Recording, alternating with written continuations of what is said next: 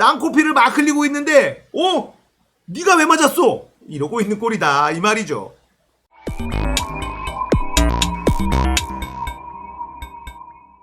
안녕하세요. 딱딱한 뉴스를 쉽고 재밌게 풀어드리는 시사건건 홀스형입니다. 자, 이번에 다룰 이야기는 국민의 짐 김종인의 북풍 자살골 이야기입니다. 자, 문재인 대통령이 북한에다가 원전을 지어주려고 했다. 네, 이러면서 이적행위다. 이런 얘기를 했었죠. 이 김종인이란 영감님이요. 건수를 하나 잡았어요. 자, 감사원이 이 월성 원전 여기 감사를 하다가 삭제된 자료가 있네. 이거를 또 흘렸나 봐요. 그 내용을 보니까 북한에다가 원전을 지어주려고 했다는 겁니다. 야, 이거 말도 안 되는 짓 아니냐. 핵도 포기하지 않았는데 북한에다가 원자력 발전소, 핵발전소를 지어주려고 했다라니 이건 그대로 대한민국을 북한한테 넘기려고 했었던 것 아니냐. 이적행위다. 대도 않는 시대가 어느 시대인데 또 북한 이야기를 꺼내듭니다. 자, 이 북한 이야기는요 먹혀요. 일단 무조건 먹힙니다. 그런데 먹히는 사람들의 퍼센테이지가 딱 30%예요. 30%의 국민들은 뭉쳐요. 몰라. 북한한테 주려고 했잖아. 사실이잖아. 이건 먹힙니다. 근데 70%의 국민들한테는 안 먹힌다 이 말이에요. 왜냐면 사실관계를 따져보거든요. 일단 그 자료는 정부에서 윗선으로 올라가지도 못한 자료였다라는 거예요. 그러니까 공무원이 아이디어 차원에서 뭔가 작성을 한 것이다. 이게 일단 첫 번째 팩트인데 더 재밌는 건 이게 언제적 만들었던 거냐면 MB 때. 이게 MB 때 공무원이 만들어 놓은 거예요. 그러니까 문재인 정부가 문재인 대통령이 북한에다가 원자력 발전소를 지으려고 했었던 게 아니라 MB 때 작성된 문건이더라. 정말 좀 알아보고 하면 안 되나? 아니 얘네들이 진짜 감이 떨어져도 너무 떨어졌어. 원래 이런 공작을 굉장히 치밀하게 잘하던 놈들인데 바닥이 너무 드러나 있는 상황이다 라고 생각합니다. 예전에는 치밀하게 했다면 이제는 그동안에 얘네들 공작으로 다 털어먹고 할 게 남아있질 않아. 그리고 이쪽 민주진영도 이런 공작에 하도 털리다 보니까 이제는 굉장히 꼼꼼하게 일을 진행을 하거든요. 얘네들한테 잘못 시비 털리면 또 날아갈 수 있기 때문에 그런 내공이 이쪽 민주진영에도 많이 쌓여 있어요. 자, 김종인의 자살골. 이건 거의 자살골 수준인데 언론이 많이 다루진 않습니다. 근데 이 북한한테 핵발전소를 지어주려고 했었다. 이게 언론에서 거론되는 양이 아마 조금씩 줄어들기 시작할 겁니다. 왜냐하면 계속 얘기하면 얘기할수록 자살골이라는 게 드러날 수밖에 없거든요. 민주당 입장에서는 이 얘기를 계속 해주는 게 오히려 도움이 될 지경입니다. 자, 굿모닝 충청에서 기사가 났는데 이걸 한번 보도록 할게요. 정문영 기자가 쓴 기사입니다. 국민의힘 김종인 비대위원장이 29일 작심하고 불쑥 꺼낸 북한 원전 건설 카드는 되레 역풍을 몰고 올 치명적 자충수라는 관측이 나오고 있다. 김 위원장은 이날 입장문을 통해서 원전 게이트를 넘어 정권의 운명을 흔들 수 있는 충격적인 이적 행위라고 호들갑 떨며 최근 공개된 월성 원전 1호기 조기 폐쇄 관련 공소장 내용을 들추었다는 겁니다. 해당 공소장에는 산업통상자원부 공무원들이 2019년 12월 감사원의 월성 원전 1호기 감사 직전 삭제한 파일 가운데 북한 원전 건설 및 남북 에너지 협력 관련 문건이 다수 포함되어 담겼다는 주장.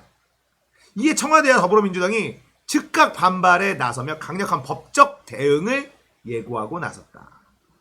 강민석 대변인은 그런 사실이 없다. 북풍 공작과 다름없다. 그리고 이낙연 대표도 김 위원장의 발언을 읽고 제 눈을 의심했다.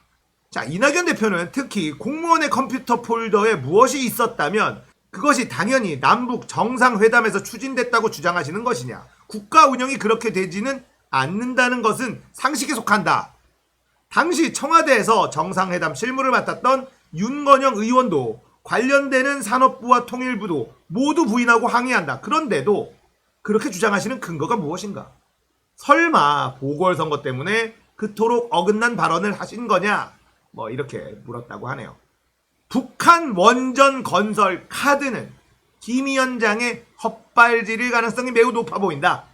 사실 북한 원전 건설 프로젝트는 이명박 정권 시절 당시 천영우 외교통상부 2차관이 대통령 직속 미래기획위원회 주최 21세기 핵도전과 대응 세미나에 참석, 에너지 안보는 결국 국가안보이고 원전 확대는 가장 중요한 투자라며 공개적으로 밝혔던 프로젝트다. 결국은 국민의힘 뿌리인 한나라당 시절 이명박 정권이 투자 차원에서 구체적으로 검토한 것을 난데없이 문재인 정권이 극비리에 추진하려 했던 프로젝트로 둔갑을 시켜버린 거예요. 그러면서 게이트 운운하면서 호들갑을 떤 셈이다. 자, 이렇게 얘기가 진행되는 겁니다. 그리고 2010년도에 이 천 외교차관의 통일 뒤에 북원전단지 건설 구상했다는 이 기사에 2021년에 시민들이 댓글을 달고 있어요. 10년 뒤에 왔는데 이러면서 니들 아주 그냥 대단하구나. 이적단체였구나. 니들이 빨갱이 놈들이었네. 이러면서 이 10년 전 2010년 10월 5일에 올라온 기사에 댓글놀이들을 하고 계세요. 정말 이 사람들이 예전에는 좀 무서웠거든요. 근데 요즘 하는 걸 보면 애잔하다. 공작도 너무 수준이 좀 떨어지고 좀 그래요. 모두가 자기들 편인데 언론, 검찰, 사법부, 적폐, 카르텔, 기득권들 전부 다 국민의힘 편 아닙니까? 그런데도 제대로 하질 못해. 얼마나 답답할까? 자, 나경원, 오세훈 나와서 서울시장 되겠답니다. 안철수까지 서울시장 되겠답니다. 나경원 누굽니까? 지역구에서 떨어졌죠. 오세훈 누굽니까? 지역구에서 떨어졌어요. 그것도 둘 다 초선들한테 떨어진 사람들이 서울시장 하겠다고 나서고 있는 상황이에요. 그만큼 인물이 없다는 거예요. 지역구 초선에게 진 사람들이 서울시장에 나오겠다. 되겠습니까? 그 지역구의 시민들한테도 선택받지 못했던 사람을 서울시장 선수로 내보낸다. 서울 시민들이 뽑아줄까요? 아무튼 이 적폐 카르텔들이 너무 답답할 거예요. 국민의 짐이 좀 치고 나가줘야 우리도 밀어줄 맛이 있는데 밀어주는데도 안 돼. 방법이 없어. 인물이 없다. 이 말이죠. 결국은 북풍 카드는 나가리가 된 것 같고요. 오히려 역풍이 불 것 같다라는 이야기가 나오고 있는 상황이죠. 그래도 계속 떠들 겁니다. 자신들의 지지자들은 이게 먹히거든요. 자신들의 지지자들을 더 단단하게 하는 데는 효과적인 카드일 수밖에 없어요. 북한 이야기가 원래 그렇습니다. 그런데 이러면 중간에 있는 사람들이 등 돌리거든요. 좋은 일 하는 거예요. 김종인 위원장이 나라를 위해서 좋은 일을 하고 계시다라고 생각합니다. 계속해서 북한 이야기 해주시면 좋겠어요. 이명박 정권이 투자 차원에서 구체적으로 검토했었던 프로젝트가 난데없이 문재인이 그랬다라고 둔갑을 해버리니 이게 얼마나 웃긴 일입니까? 좀 알아보고 하시지. 영감님 좀 알아보고 하셨어야죠. 풀스윙을 날려서 뭐가 하나 맞았어. 제대로 스윙을 하고 뭐가 하나 맞았는데 쳐다보니까 우리 편이네. 쌍코피를 막 흘리고 있는데 네가 왜 맞았어? 이러고 있는 꼴이다 이 말이죠. 앞으로도 북한 많이 이용하십시오. 지지자들이 결집되는 모습은 보면서 흐뭇할 겁니다. 하지만 그런 상태에서 선거에 나가면 무조건 진다. 우리야 땡큐. 자, 오늘은 북한으로 재미 좀 보려다가 자살골을 날려버린 국민의힘 김종인 위원장 이야기였습니다. 공감되셨다면 구독, 좋아요, 알림 설정 부탁드릴게요. 감사합니다.